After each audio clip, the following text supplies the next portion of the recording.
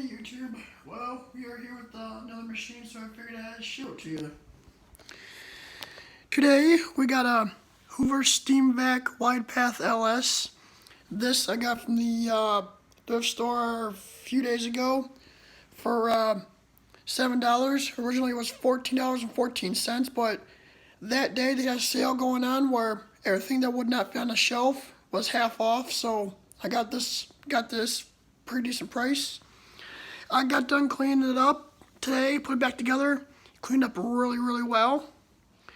Has the powered hand tool, power scrub tool, clean surge. It even came with the original owner's manual, which is rare. And something that's truly amazing is down here, it's in perfect shape. Usually that's where it's all cracked and broken stuff.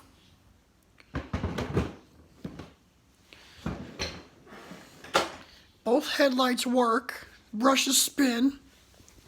Came with this hand tool also. I'm going to get a bare floor tool for it and a crevice tool for it off of eBay. But, yep.